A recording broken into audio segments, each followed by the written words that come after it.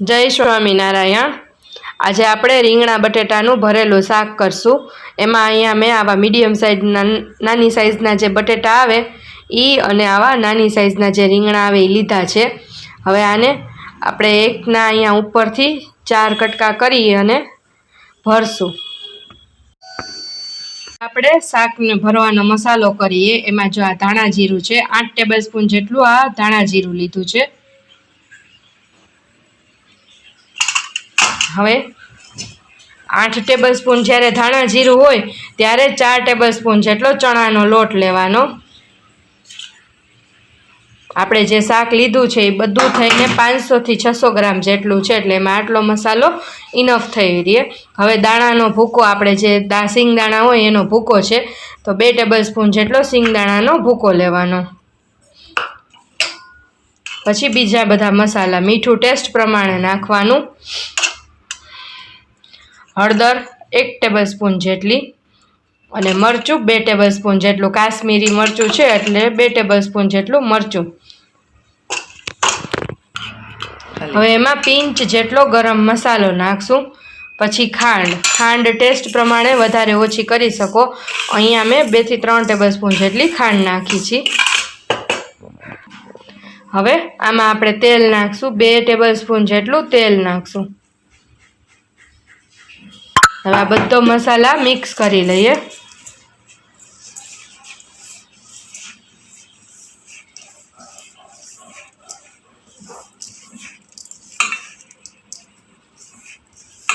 આમાં જે આપણે ખાંડ નાખી તમે વધારે ઓછી પણ કરી શકો, જેવું તમને ટેસ્ટમાં ભાવતું હોય એ પ્રમાણે કરી શકો।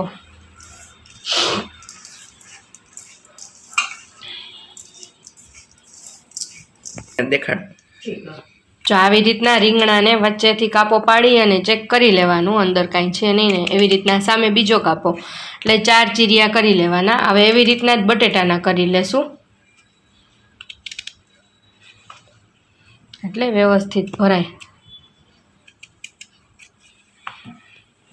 રીતના લીલું મરચું લેવાનું અને એને વચ્ચેથી કાપો પાડી અને આવી રીતના મૂકી દેવાનું, એટલે ભરી લઈએ મરચાં। અને જે દાણાનો ભૂકો લીધો છે એ કાચા દાણાને જ ક્રશ કરીને લીધો છે, શેકેલો ભૂકો નથી લીધો। આવી રીતના બટેટાને દબાવી અંદર મસાલો ભરવાનો, રીંગણા છે, બટેટા છે।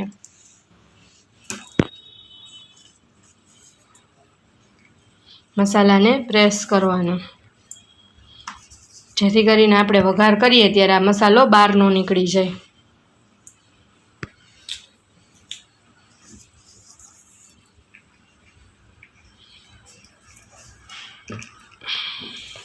હવે આપણે આનો વઘાર કરીએ। પહેલાં કુકરમાં આની વિસલ વગાડી લઈએ। તો 5 થી 6 ટેબલસ્પૂન જેટલું પહેલાં તેલ મૂકશું।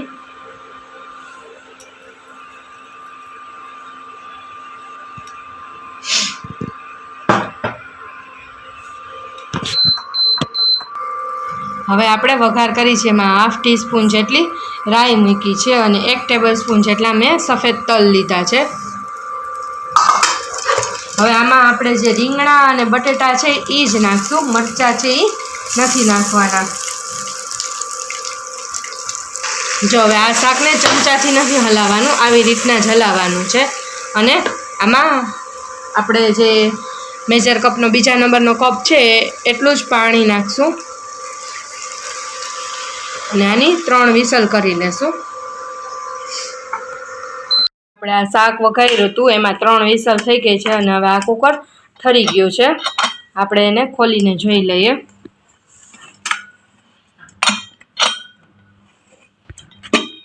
આ 3 વિસલમાં શાક સરસ થઈ ગયું છે।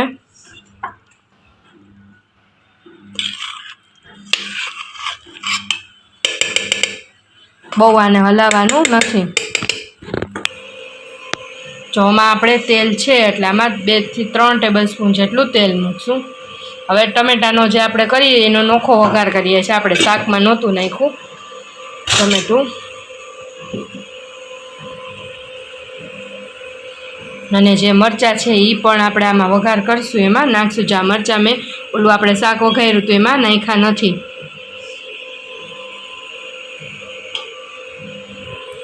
આમાં 1/4 ટીસ્પૂન જેટલી આપણે રાઈ નાખશું અને ઓમાં આપણે તલ નાખ્યા હતા એટલે હવે આમાં સીધા ટમેટાનો વઘાર કરશું. પહેલાં મરચાં નાખશું અને મરચાંને આપણે વઘારેલા મરચાં એવી રીતના ગેસની ફ્લેમ ધીમી કરી અને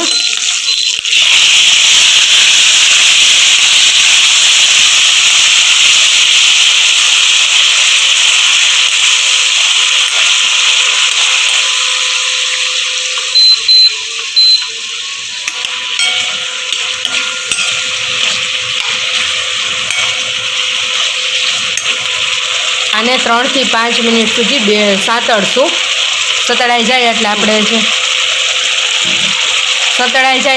જે આ ભરેલા મરચાંનો મસાલો કર્યો તો શાકનો આ મસાલો જે છે એ આપણે આમાં નાખી દઈશું અને પછી જે આ શાક વઘારેલું છે એ પણ આમાં નાખશું. આમાં 1/4 કપ જેટલું પાણી નાખશું એટલે જેથી કરીને ટમેટાં અને મરચાં સરસ ચડી જાય, જે એનો કાચો ટેસ્ટ હોય એ ન આવે.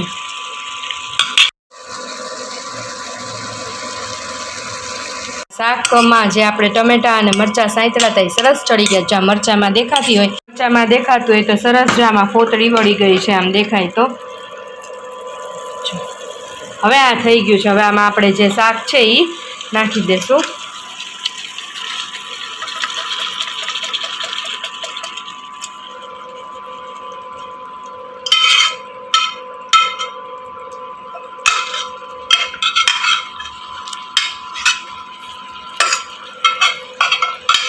અને આ જે મસાલો વધ્યો જ છે આપણે અને થોડુંક પાણી.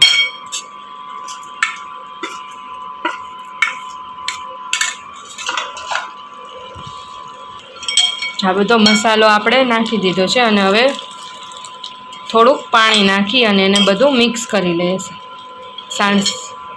આ શાક છે એ આપણે પાણી નાખ્યું એ ઉકળવા માંડે આવી રીતના, પછી આ બધું મિક્સ કરવાનું. ત્યાં સુધી એને આમ રહેવા દેવાનું એટલે મસાલો બધામાં સરસ ચડી જાય.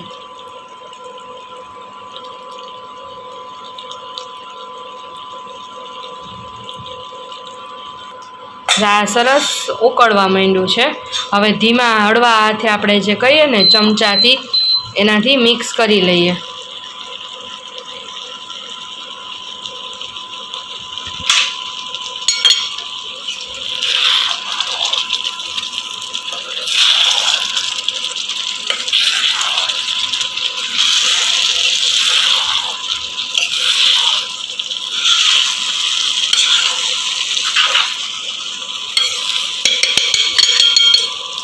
તો તૈયાર છે રીંગણા બટેટાનું ભરેલું શાક.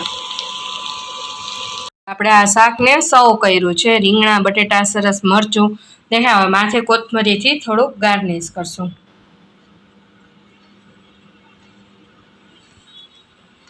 તો તૈયાર છે રીંગણા બટેટાનું ભરેલું શાક.